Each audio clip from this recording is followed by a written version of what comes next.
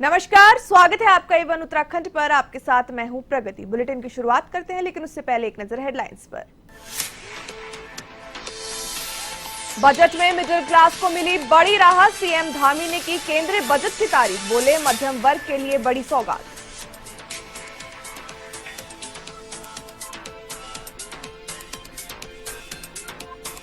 दिल्ली विधानसभा चुनाव का रण, सीएम धामी का धुआंधार प्रचार। आप पर बोला हमला, कहा पार्टी जो कहती है उसके उल्टा करती है।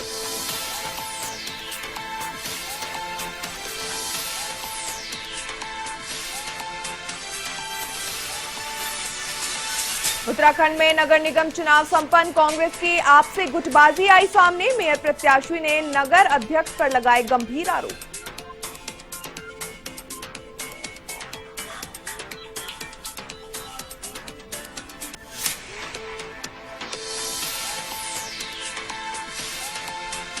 लोहाघाट नेशनल हाईवे पर दिखा गुलदार, वन विभाग टीम ने किया रेस्क्यू। घायल गुलदार का उपचार जारी।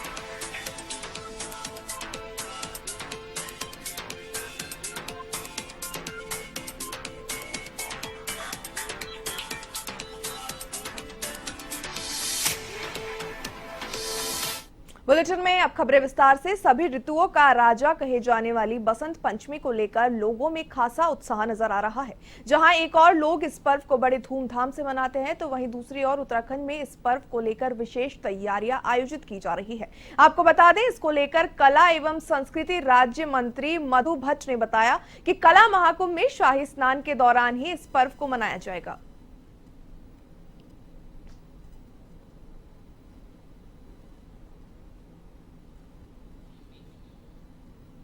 कल यानी 2 फरवरी को बसंत पंचमी का ये पर्व मनाया जाना है, जिसको लेकर देवभूमि उत्तराखंड में तैयारियां तेज हो चुकी है।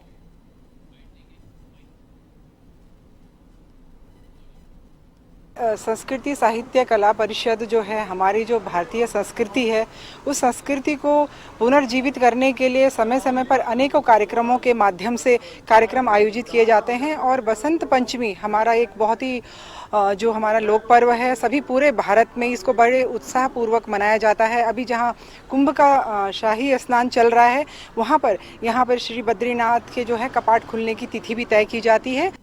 उत्तराखंड में सभी मेडिकल कॉलेजों में मरीजों से एक समान यूजर चार्ज वसूला जा रहा है। ओपीडी आईपीडी पंजीकरण के साथ ही वार्ड चार्ज समेत एम्बुलेंस के लिए भी यूजर चार्ज एक समान कर दिया गया है। आपको बता दें, सचिव चिकित्सक शिक्षा डॉक्टर आर राजेश कुमार की ओर से इस संबंध में आदेश जारी किए गए हैं। तो वहीं स्वास्थ्य महानिदेशक डॉक्टर सुनीता टमटा ने बताया कि नए आदेश के बाद अब सभी मेडिकल कॉलेजों से जुड़े अस्पतालों में ओपीडी पंजीकरण का शुल्क 20 रुपए रहेगा, जबकि भर्ती के लिए आईपीडी पंजीकरण शुल्क 50 रुपए किया गया है।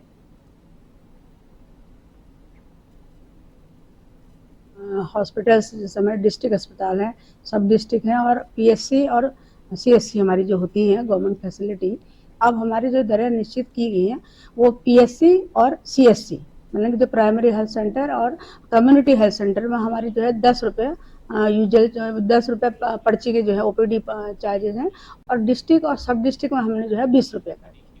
बढ़ती सड़क दुर्घटनाओं और अपराधों पर अंकुश लगाने के लिए प्रशासन की ओर से लगातार प्रयास किए जा रहे हैं। इसी कड़ी को आगे बढ़ाते हुए देहरादून पुलिस द्वारा चप्पे चप्पे पर नजर रखी जा रही है। सीसीटीवी कैमरे इसको लेकर लगाए गए। वहीं जिला अधिकारी सविन बंसल ने आज कोतवाली में जगह जगह लगे सीसीटीवी कैमरों के निरीक्षण के लिए एक निरीक्षण कक्ष का फीता काटकर उद्घाटन किया। तो वहीं एसएसपी अजय सिंह ने इस मौके पर कहा कि शहर में बढ़ते अपराध और दुर्घटनाओं पर अंकुश लगाने के लिए ये प्रयास अत्यंत कारगर साबित होगा।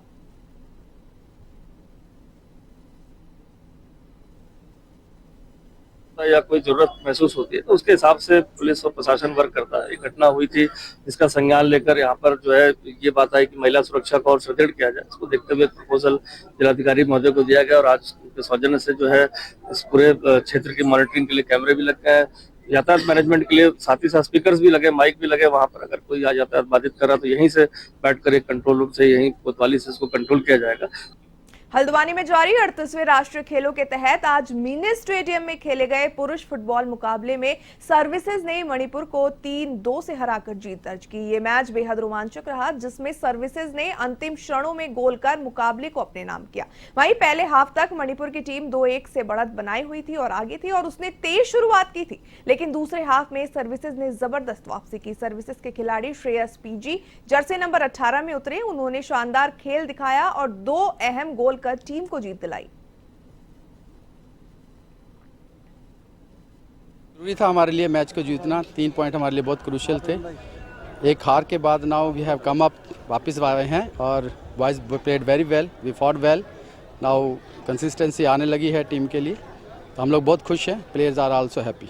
मसूरी नगर पालिका परिषद के नववर्तमान अध्यक्ष अनुज गुप्ता के द्वारा पूर्व में की गई कुछ कार्रवाइयों पर विवाद हुआ। आपको बता दें, अब एक ऐसे ही मामले को लेकर जांच शुरू हो गई है। मामला बिना नोटिस दिए रेस्टोरेंट को ध्वस्त करने का है। जुडिशियल मजिस्ट्रेट के आदेश पर पुलिस ने जांच शुरू कर दी है। आपको बता दें, दरअसल 17 दिसंबर 2022 को मसूरी के मसोनिक लॉन्ज बस स्टैंड पर स्थित एक रेस्टोरेंट को जेसीबी से गिरा दिया गया था। रेस्टोरेंट की मालकिन उमावती पुंडीर ने आरोप लगाया था कि उन्हें बिना कोई नोटिस दिए रेस्टोरेंट को ध्वस्त कर दिया गया है।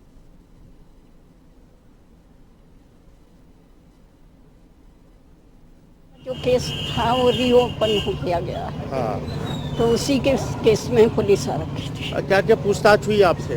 जो मेरे साथ घटित घटना को घटित उस दिन ये है, यही घटना घटी कि मेरी दुकान गलत तरीके से तोड़ी गई। हाँ। मेरे साथ बहुत बड़ा अत्याचार हुआ है। मेरे जेबीसी किसी की दुकान में नहीं चली, मेरी दुकान में जेबीसी क्यों लगाई गई? हाँ। ऐसे मैंने कौन सा गुनाह करा? हाँ। मेरी तो सब जगह से पास हो रखी थी दुकान। चंपावत में सर्वे के बावजूद छतार में खुलने वाली एसबीआई की शाखा को अनियंत्रित खोलने पर छतरवासियों में आक्रोश फैला हुआ है। लोगों ने पुनेठी विकास समिति छतार के बैनर तले एसबीआई की शाखा खोलने की मांग को लेकर महिलाओं ने बस स्टेशन से एसबीआई तक नारेबाजी करते हुए प्रदर्शन किया। उन्होंने जनहित को देखते हुए एसबीआई की शाखा को छतार में खोलने की मांग को लेकर शाखा प्रबंधक को ज्ञापन सौंपा। साथ ही आपको बता दें, छतार में एसबीआई की शाखा न खुलने पर उग्र आंदोलन करने की भी चेतावनी दी।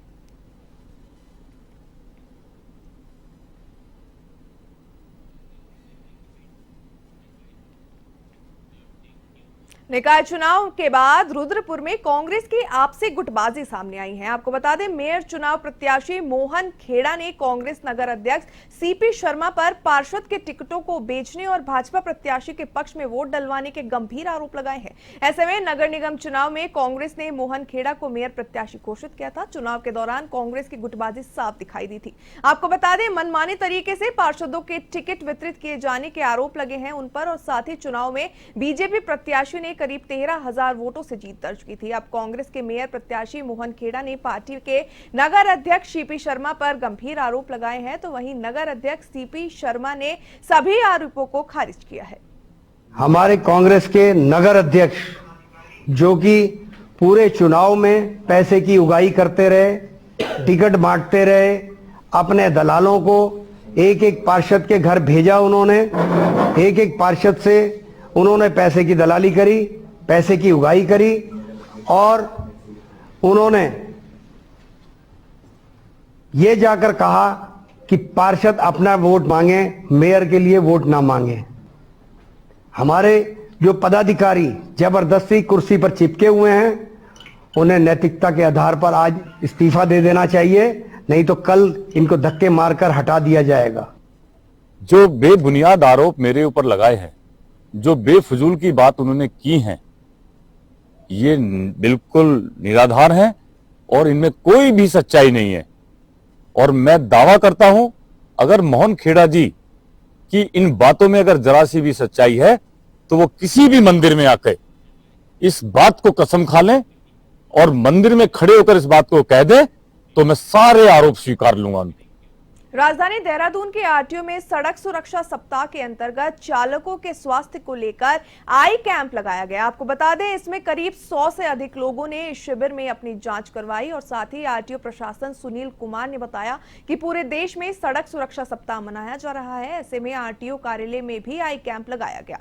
वहीं लाइसेंस बनवाने कार्यालय में पहुंचे रहे लोगों की आंखों की इस दौरान जांच की गई।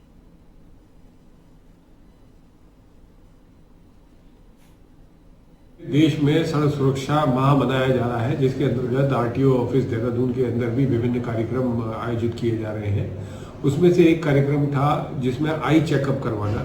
जो कमर्शियल गाड़ियों के ड्राइवर हैं उनको हम अपने आरटीओ कार्यालय में उनकी आईज भी चेक करा रहे हैं। साथ में कोई भी व्यक्ति अगर ऑफिस में लाइसेंस के लिए आ रहा है तो उनके लिए भी ये सुविधा है कि वो अपनी आईज को चेक करा सकते हैं। और इसके अंतर्गत सुबह से काफी लोगों ने अपनी आईज चेक कराई है। मेन जो चेकिंग हो रही है वो विजन की हो रही है और कलर ब्लाइंडनेस की हो रही है।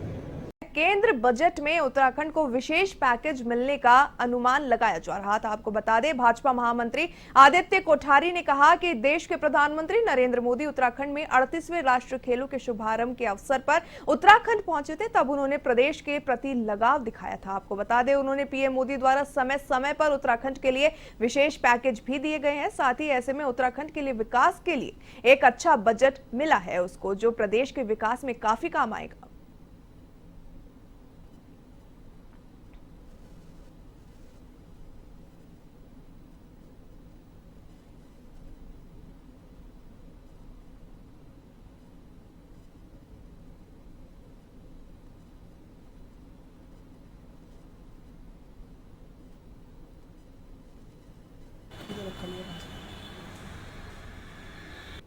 हर बजट में उत्तराखंड के लिए कुछ न कुछ विशेष रहता ही है, क्योंकि प्रधानमंत्री जी उत्तराखंड आकर के कहे गए हैं कि यह मेरा घर है उत्तराखंड।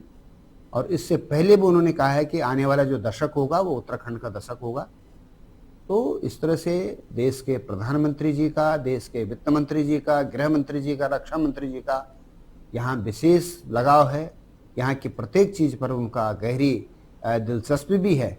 मुझे लगता है कि इस बजट में भी उत्तराखंड के लिए बहुत कुछ होगा, चाहे रेलवे लाइनों का विकास का मामला हो, सड़कों के विस्तारीकरण का मामला हो, नए नए एनएच का मामला है, औद्योगिकीकरण का मामला है। इन सभी चीज़ों पर, सभी विषयों पर उत्तराखंड को एक विकास की नई दिशा मिलेगी, ऐसा हम उम्मीद करते हैं।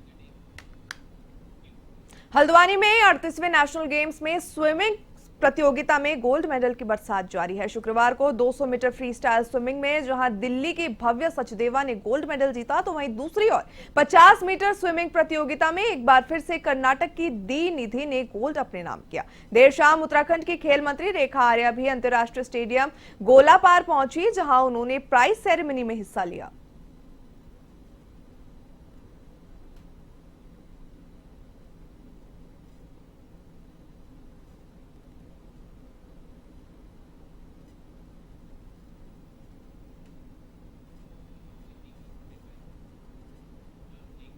चंपावत जिले के लोहाघाट राष्ट्रीय राजमार्ग में ग्रामीणों को घायल अवस्था में एक गुलदार सड़क किनारे बैठा हुआ नजर आया। आपको बता दें, गुलदार को सड़क पर बैठा देख आने जाने वाले ग्रामीणों में दहशत छा गई। ग्रामीणों ने बताया कि गुलदार ठीक से चल तक नहीं पा रहा था। ऐसे में ग्रामीणों की ओर से वन विभाग को गुलदार की सूचना दी गई। आपको बता दें, रेंजर राकेश जोशी ने बताया कि सूचना पर वन विभाग की टीम मौके पर पहुंची और गुलदार को रेस्क्यू किया गया। ऐसे में रेस्क्यू के दौरान घायल गुलदार का उपचार भी किया गया।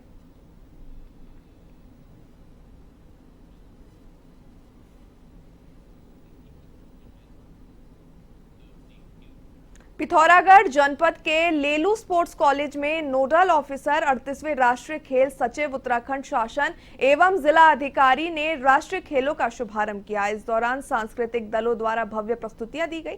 वहीं इस दौरान आपको बता दें, इस अवसर पर जनपद पहुंचे खिलाड़ियों का स्थानीय पारंपरिक तरीके से तिलक लगाकर पुष्प वर्षा कर स्वागत किया गया। इस दौरान जिला अधिकारी द्वारा खिलाड़ियों से परिचय लेते हुए उनके साथ सेल्फी भी ली गई।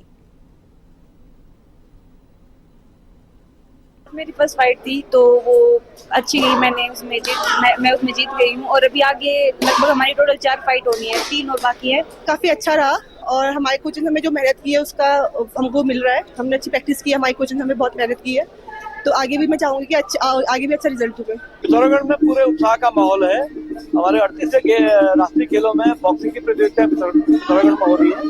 आज से लेकर के 7 तारीख तक विभिन्न मुकाबले होंगे। नेशनल गेम्स के इवेंट बॉक्सिंग की मेजबानी की जिम्मेदारी जनपद पिथौरागढ़ को दी गई है। इसी क्रम में कल फोर्स की ब्रीफिंग करके यहाँ पे लगभग 400 के अराउंड पुलिस बल की तैनाती की गई है।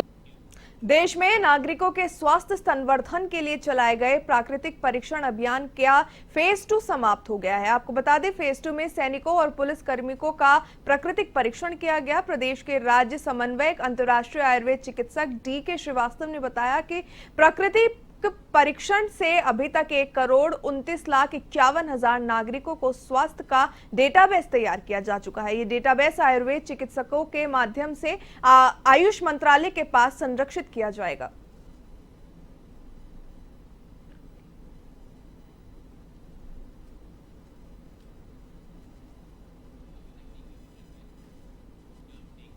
खटीमा के चंदेली रविदास मंदिर पर उत्तरांचल जीवन ज्योति ट्रस्ट के तत्वाधान में निशुल्क स्वास्थ्य सेवा शिविर का आयोजन किया गया, जिसमें निरंजना हेल्थ केयर खटीमा के वरिष्ठ नेत्र रोग विशेषज्ञ डॉक्टर निशा बठला टीम के मरीजों की जांच की। वहीं शिविर में 40 मरीजों का सफलतापूर्वक इलाज भी किया गया।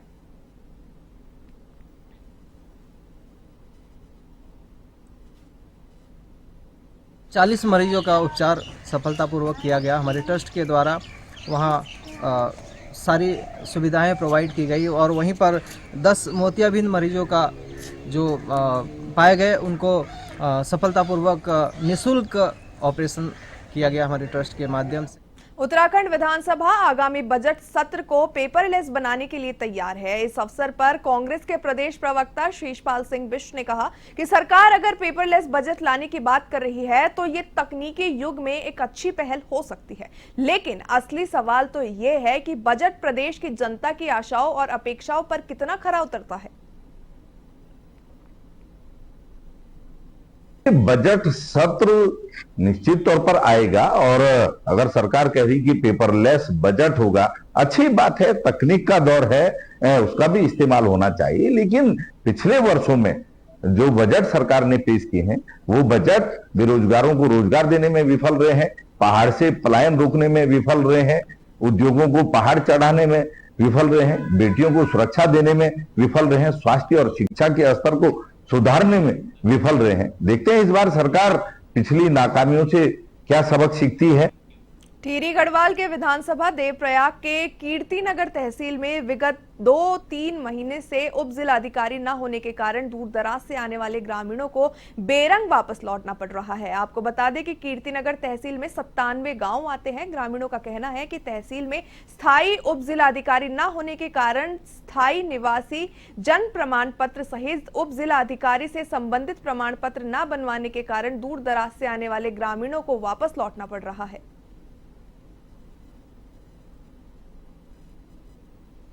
लगभग 2-2.5 महीने से यहाँ पे एसडीएम नहीं है, जिसके कारण यहाँ पर मूल निवास हो गया, चाहे जन्म प्रमाण पत्र हो गया, ये इससे जो नहीं बन पा रहे हैं, जिससे जनता को जो है उल्टे पांव वापस जाना पड़ रहा है।